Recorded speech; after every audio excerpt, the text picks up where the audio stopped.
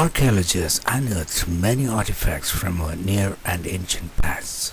If you can think of the oldest artifact that we can nail down to a certain civilization or a personality, the oldest we find is always from the Sumerian civilization. Why is that we are not able to find anything older than that? It is because the great flood of Noah had rearranged the face of the earth just prior to the dawn of the Sumerian civilization. No wonder the Sumerian tablets are the oldest literature we find on Noah's flood. Before we get into the details of it, it is also equally important to know what the Bible has to say about the earth before the flood. In the times prior to the flood, there had been an outer layer of water that surrounded the earth. It has been refuted by many, but this is what the Bible says about it. And God made the firmament and divided the waters which were under the firmament from the waters which were above the firmament. And it was so. And God called the firmament heaven. This layer of water protected our planet Earth from sun's harmful rays, and people lived almost 1,000 years. It never rained in the pre-flood world. Instead, there went up a mist from the earth and watered the whole face of the ground. The earth's axis was not tilted until just before the time of flood. In the book of Noah, we find that during the time of Noah, the earth tilted and some hot water springs became cold. There were no ice caps at the poles either, and hence there were no seasons. There was one pleasant season that extended forever. People as well as the animals were all vegetarians. Even though the hills existed before the flood, high mountains such as Himalayas that alter the climate around them weren't there. However, people were the same even in those days. They needed some governance. During the 5th generation from Adam, at the time of Patriarch Jared, God sent down some angels to watch over the people. During the course of time, they took earthly women as their wives against God's will. The result, giants were born on earth. There were giants in the earth in those days, and also after that, when the sons of God came in unto the daughters of men, and they bare children unto them, the same became mighty men which were of old, men of renown. God took away the divine powers of these rebellious angels. In defiance, they started playing gods on earth, crossbreeding humans, animals, birds, fish, and even reptiles to resemble some creatures they had seen in the heavenlies. However, according to the book of Enoch, they lacked such knowledge, and the outcome was the so-called demigods and the dinosaurs. With their offsprings, the giants, the demigods they had created, and the dinosaurs, they messed up God's glorious creation, and the humanity in its pure form itself was at the point of extinction. That's when God sent down the flood and wiped out all these mixed creatures. In India, there is a famous demigod named Ganesh. Every year, for his birthday, his devotees make grand statues of him out of plaster of Paris and with colorful decorations. After worshipping these idols for 10 days, they take them in a grand procession to the sea and drown them. If you ask them why they are doing that, they will tell you tall stories that wouldn't make any sense at all. But I think they are simply acting out the drowning death of their favorite god at Noah's flood.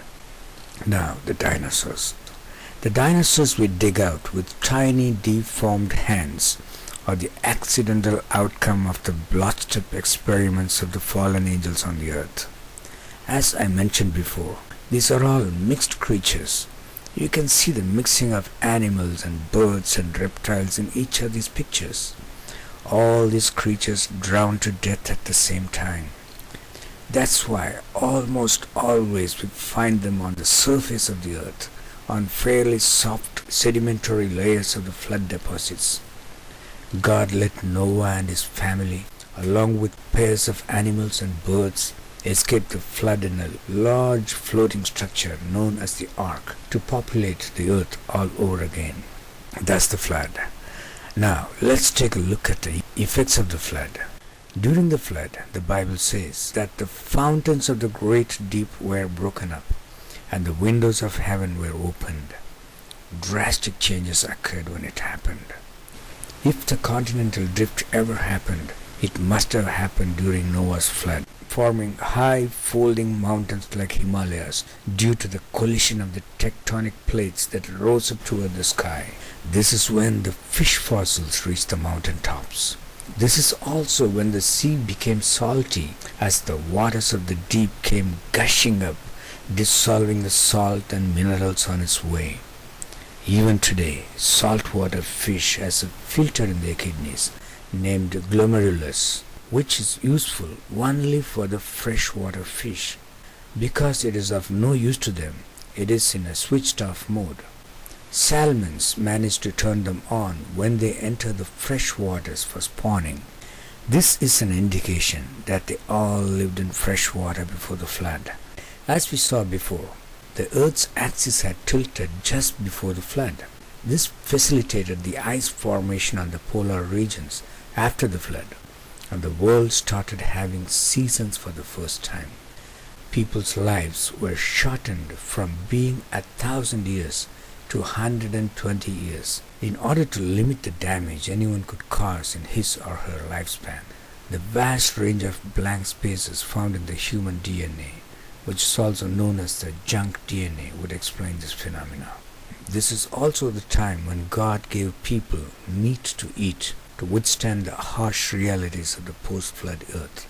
As time went on, Noah's children started multiplying in the earth. Noah's great-grandson Nimrod led the rebellion against God for sending the flood and destroying all the living beings on earth.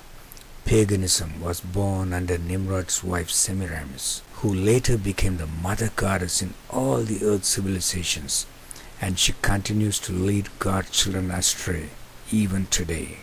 The Bible says that when Jesus returns, her influence will be a thing of the past. The normalcy will be restored, and the mountains will be brought low. Deserts will bloom again. Lion will lie down with the lamb. No one will hurt anyone anymore. In order for all that to happen, the Earth's axis has to go back to where it was. I think the process has already begun. The ever-increasing earthquakes and tsunamis are a part of this process. Remember what Jesus said about the times before his coming? He said that there will be earthquakes in diverse places. Northern polar regions are getting more months of sunshine as compared to the past decades. This is impossible without the straightening of the pole toward the sun. Some people try to tell us that it is only the magnetic North Pole that is shifting. The media is carefully avoiding the subject of these extra months of sunshine in the North Pole. Well, don't worry about it. God knows what he is doing. And whatever will be, will be. For now, thanks for watching.